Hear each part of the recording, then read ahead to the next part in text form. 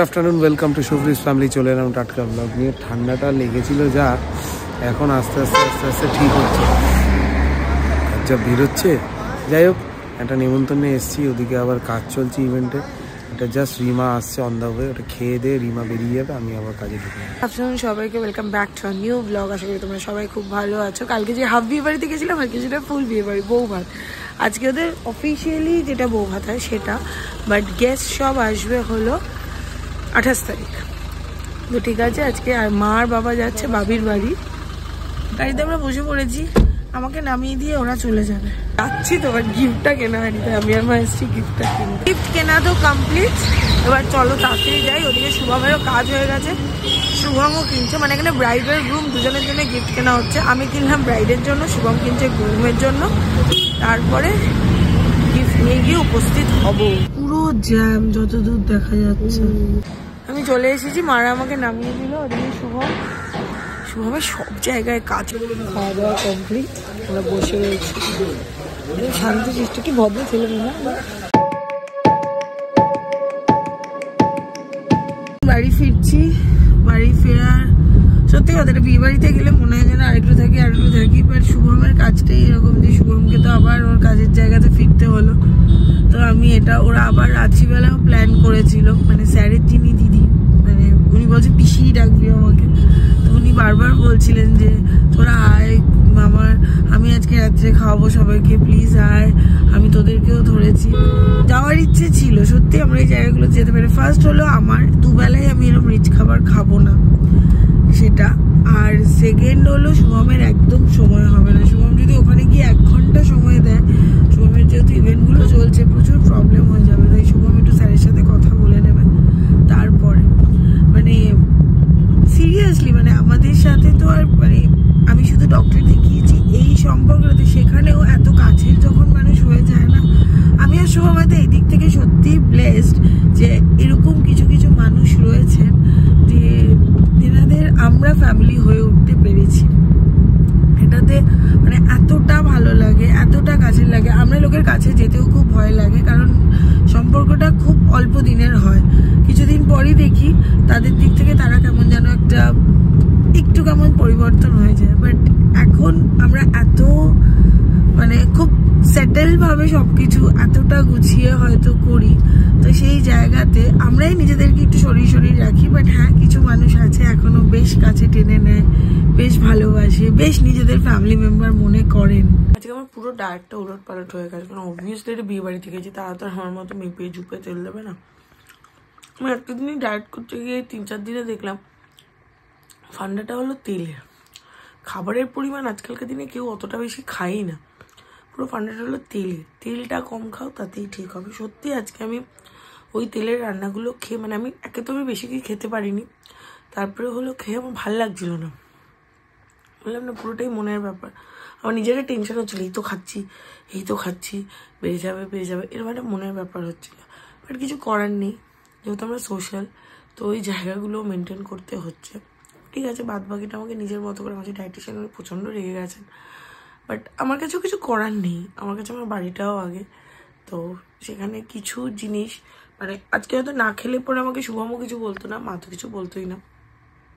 But সেখানে যাদের ওখানে ইনভিটেশন, বাট তাদের একটা খারাপ লাগতো, বা তাদের খারাপ লাগা হতে হতো। যেমন আমি মানডেটা যাইনি তাদের বিয়ে ডেটে, কালকে তাদের বাড়িতে গিয়ে খাইনি।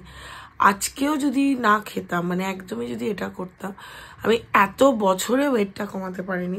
একদিন তাদের রিকোয়েস্টটাও যদি না রাখতে পারি, একটা হ্যাবক হয়তো কিছু হয়নি, যাই হোক, যেই রুটিনটাতে চলি সেটার থেকে তো আলাদা হয়েছে, তো সেটা আমারই দোষ, ওটা আমাকেই আবার ঠিকঠাক করতে হবে। দেখা যাক কি হয়। এখন আমি পেয়ারা খাচ্ছি। কিছুক্ষণ ধরে ঠান্ডার মধ্যে বসে থাকা, সব কিছু হলো। আজকে একটা খুব সুন্দর জিনিস দিয়েছে ম্যাম, যিনি উনি রাইটার, উনি লেখেন।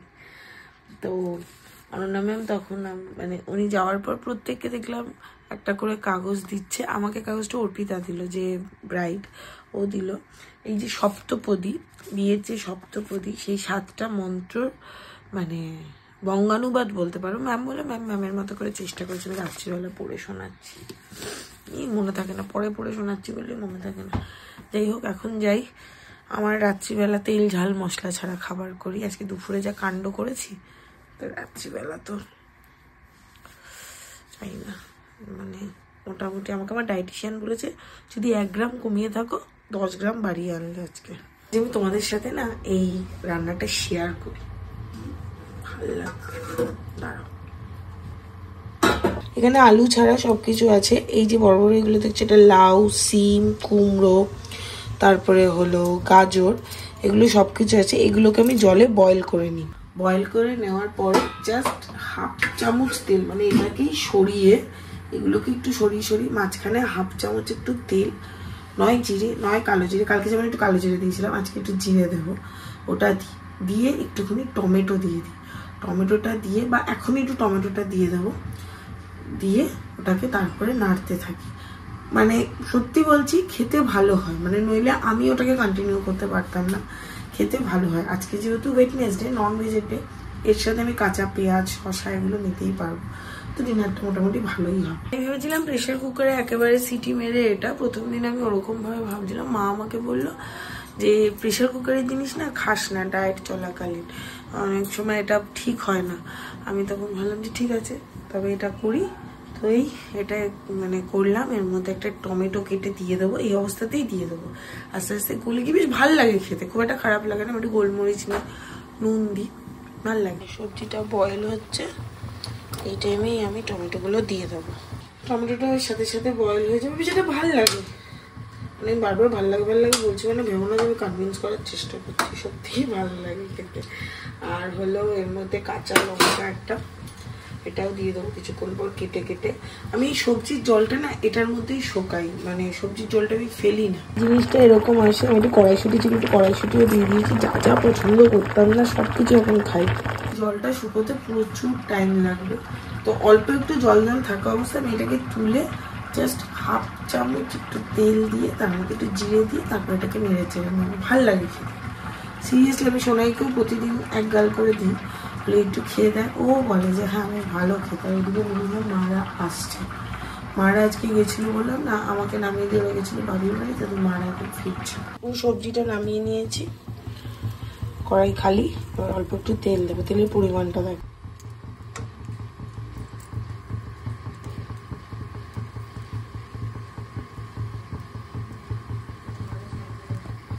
এইটুকুনি তেল, জিরেটা দিলাম, একটা শুকনো লঙ্কা দেবো।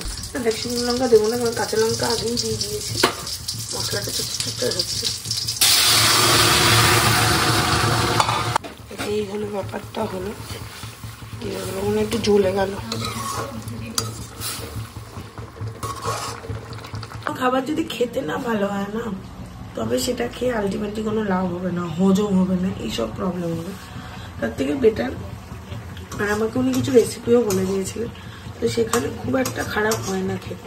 এটার মধ্যে চাইলে একটু পনিরও দেওয়া যায়, আর আজকে যা খেয়ে নিয়েছি আর পনির কিছু দেবো না। হয়ে গেল আমার যে তরকারি। এর মধ্যে একটু চিংড়ি মাছ হালকা করে একটু সেকে শুকে দিয়ে দিলেও ভালো লাগবে। চিংড়ি মাছ এসব না, আমাকে কোনো মাছই খেতে, হ্যাঁ বড় মাছ খেতে না করেছে, চিংড়ি মাছ এগুলো খেলেও ছোট ছোট সি ফিশ খুব খেতে বলেছে। তো এই খুব একটা খারাপ হয় না খেতে, রুটি দিয়ে রাত্রিবেলা খেয়ে নেবো। আজকের সঙ্গে পেঁয়াজও খেতে পারবো, এর জন্য ভালো। নিরামিষের দিনে সঙ্গে যদি আর কোনো কিছু সেরে দেবে, পেঁয়াজ খেয়ে নিলেই খুব সুন্দর লাগে। এখন ওদের যে রাতের ডিনারটা আছে লোটে মাছের ঝুড়ো আর কি, সেটাকে গরম করছি, গরম করি, তারপর গিয়ে নোটস লিখতে বসবো। অনেক নোটস বাকি আছে। খেয়ে দিয়ে অনেকক্ষণ বসলাম, এরপর আমার গরম জল খাওয়ার পালা আছে, গরম জলটা খাবো। তোমাদের যদি রেসিপিটা ভালো লাগে তোমরা অ্যাপ্লাই করতে পারো। লাউয়ে প্রচন্ড ওজন কমায়, আর বাদ বাকি ভেজিটেবলস খাওয়া তো ভালোই, তো সেটা খেতে পারো। আর শীতকালে প্রচুর অপশন থাকে সবজির। গরমকালে এক আলু, কিন্তু শীতকালে প্রচুর অপশন থাকে সবজির। গরমকালেও হয়তো পটলের জিনিস এইভাবে সেদ্ধ খেতে কতটা ভালো লাগবে জানি না। শুধু ওই পটল, আলু, আর কি পাওয়া যায় গরমকালে, ঝিঙে আর পাওয়া যায় হয়তো, নিশ্চয়ই ব্যালেন্স তো হয় সব সময়। তো সেটা আমি যে বলেছিলাম ওই সপ্তপদীটা পড়ে শোনালে হয়তো তোমাদের শুনতে ভালো লাগবে না, আমি তোমাদেরকে দেখিয়ে দিচ্ছি। এই যে ম্যাম এটা নিজে লিখেছেন, আমাকে বললেন, আমি একটু চেষ্টা করেছি রিমা, কিন্তু যাই হোক।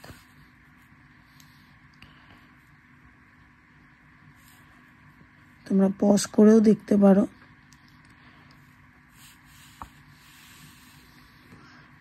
এইসবই করে প্রতিদিন কাটছে কিছু না কিছু করে। আজকের দিনটাও বেশ ভালো করে কাটলো। একটা নতুন ফ্যামিলির সাথে এতটা ইন্টিমেট হলাম, এত ভালো করে আলাপ হলো। স্যারের সাথে বরাবরই আমার সম্পর্ক খুব ভালো। স্যারের কাছে যখন আমি প্রথম যাই তখনও আমি খুব, তারপর অনেক দিন পর যখন আবার যাই তখন উনি অলওয়েজ না খুব পজিটিভ। মানে আমি ওনার চেম্বারেরও অনেককে দেখেছি ঢুকতে হয়তো একটা মুখটাকে এরম করে, যখন বেরোয় একদম হাসতে হাসতে বেরোয়। ডক্টর বিকাশ ব্যানার্জির কথা আমি বলছি। এবার ওনার কাছে আমার ফ্যামিলির অনেকের বাচ্চা হয়েছে, আমারও যেদিন হবে ফর দ্য বেস্ট ওনার হাতেই হবে।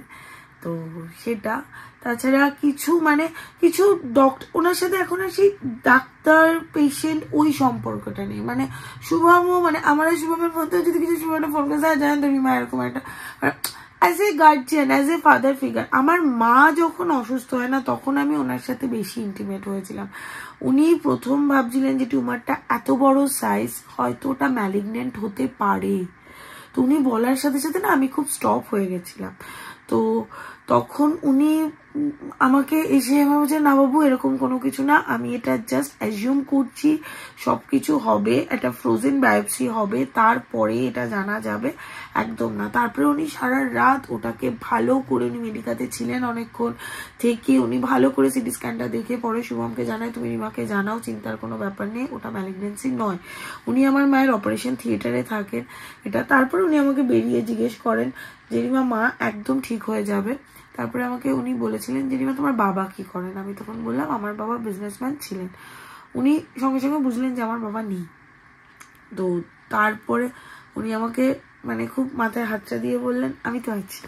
মানে আমার ওই দিনটা মানে ওই শুধু আমি তো আছি, আমার বাবা যেদিন মারা যায় না তখনও পাশে দাঁড়িয়ে আমাকে প্রচুর রিলেটিভরা বলেছিল, সো কল রিলেটিভ, তারা প্রচুর বলেছিল আমরা তো আছি, আমরা তো আছি। সবার আগে তারা থাকে না, এটা একদম যাদের বাড়িতে ঘটেছে বা যাদের বাড়িতে হয়েছে সবার আগে তারা থাকে না। পাশে থাকার মানুষের খুব অভাব। এইসব মানুষদের সাথে ব্লাড রিলেশন নেই তো এইসব মানুষরা না আঁকড়ে থাকে।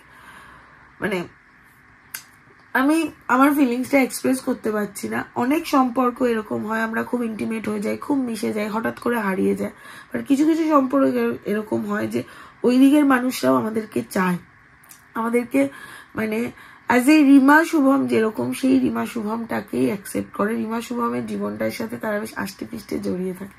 খুব ভালো একটা টাইম কাটালাম, খুব ভালো একটা ফ্যামিলির সাথে আলাপ হলো, মানে আমার খুব ভালো লেগেছে। আজ দিয়ে যায় 12টা, এখন আমি শুভমের জন্য রুটিটা করে ফেলবো, রুটিটা করে বিছানা করে শুয়ে পড়বো। আর যেটা বলছিলাম নোটসটা লিখছি, কন্টিনিউ হচ্ছে।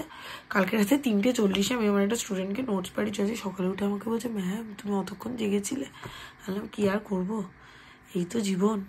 তো যাই হোক গিয়ে রুটিটা করে নিই, রুটিটা করে এই আর সামনে ঘুরতে যাওয়ার ব্লগ আসছে। রোজই তোমাদেরকে এটা বলছি, আমরা হয়তো 4 তারিখের পরে ঘুরতে যাব, ফেব্রুয়ারি 4 তারিখের পরে ঘুরতে যাব। দিন আমাদের অ্যানিভার্সারি আসছে। যাই হোক অনেক কিছু আছে সামনে। তোমাদের যদি ভালো লেগে থাকে ব্লগটা দেখতে পারো, অবশ্যই দেখো, ফ্যামিলিটাকে বড় করো, to like share comment and subscribe করে দিও। ভালো থেকো, সুস্থ থেকো, ভালো রেখো, সুস্থ রেখো। গুড নাইট, শুভরাত্রি, টাটা।